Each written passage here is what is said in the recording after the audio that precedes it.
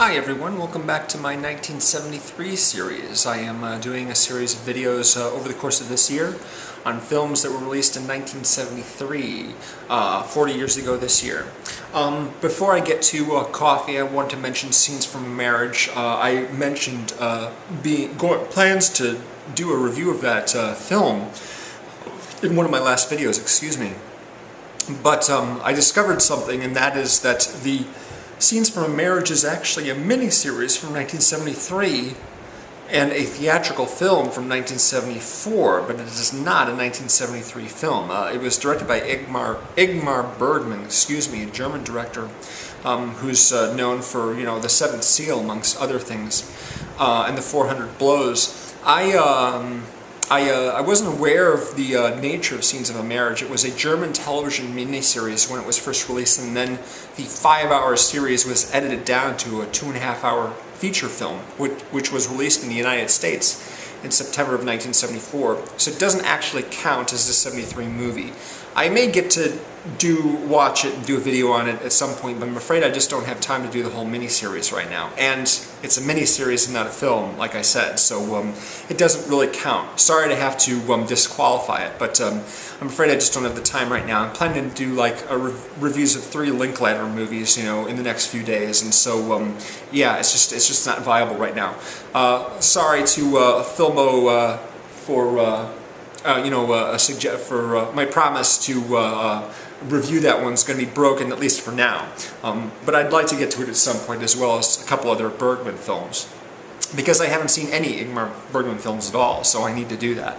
Anyway, Coffy was suggested, of course, by my friend on the Movie Reviewers 100 and Puckbottom 007. It starred Pam Grier and was directed by Jack Hill, who went on to do the 1974 film Foxy Brown, also with Pam Grier.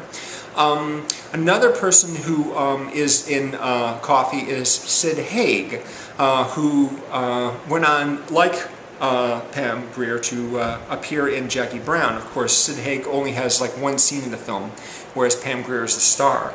Another actor I recognized in the film is Robert DoQui. I believe that's how you pronounce his name. He's a pimp in Coffy, and he went on to play the sergeant at the police precinct that RoboCop works out of in 3 RoboCop movies, 1, 2, and 3.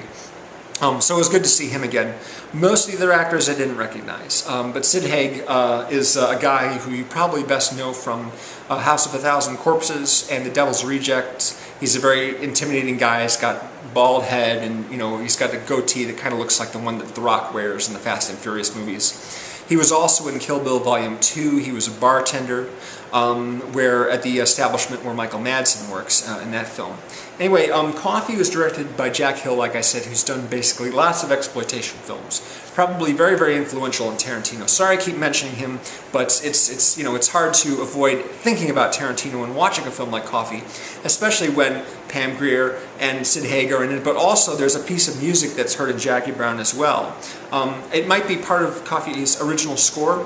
It's in the very beginning of the film when a guy walks into a club and there's this sort of trumpet-heavy piece playing, and that's also used in Jackie Brown in the scene where Pam Grier is getting ready for the money exchange in the second half of the picture. So yeah, it was fun seeing that. And it's a fun movie, it's a revenge picture that has a lot of serious moments in it, a lot of sad moments, because the character that Pam Grier plays, her name is Coffin, actually. That's her last name. And she's a nurse who works the night shift at a hospital, but she's got the sideline in getting revenge on pimps and drug dealers because of the damage they're doing to people that she knows. Her sister got sold a bad batch of heroin, I believe, and so she's in the hospital. And then an ex-boyfriend of hers who became a police officer didn't want to go on the take, didn't want to take money from gangsters and what have you, and wanted to stay clean, and so he got a beating for his trouble and is now in the hospital with brain damage. So she sort of goes on the warpath. She finds pimps and drug dealers and tricks them into thinking she's either a prostitute or a junkie who needs a fix. She gets them vulnerable, and then she blasts away at them. She messes with the guy's stash. She hits one guy with a extreme dose that makes him OD.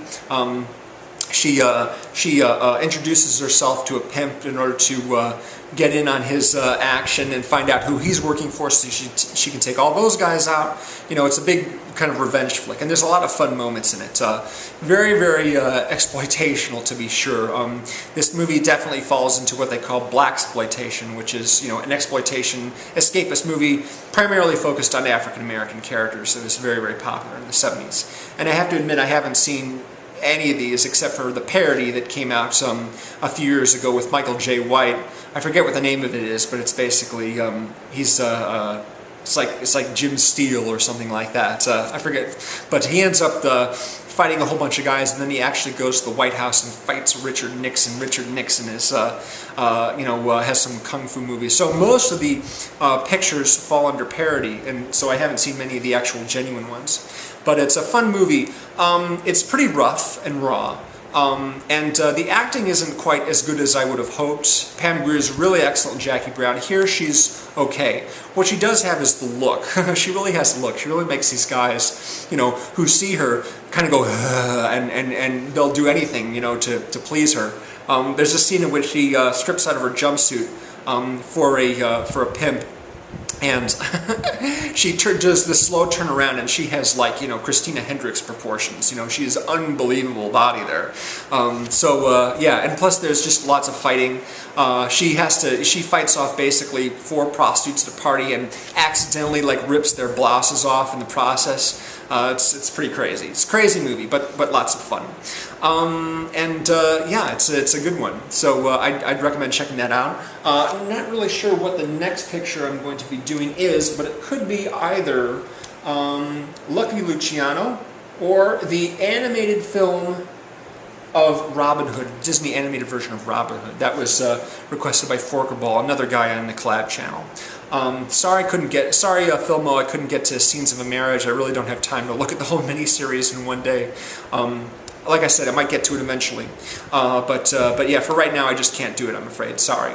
Anyway, thank you very much for watching, and I wanted to encourage you guys, if you haven't already, to check out the Collab channel I'm on, the Movie Reviewers 100.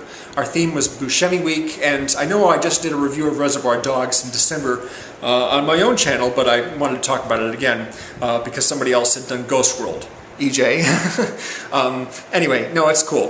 Thanks very much for watching, and if you've got any suggestions for other 1973 movies you want me to talk about, first of all, please make sure they're 1973 movies and not television series, and leave me a comment below. And if you like, you can check the playlist for the ones I've already done. That's link to that's in the description, so you can see which films I've already talked about. Thank you very much. See you again real soon. Bye.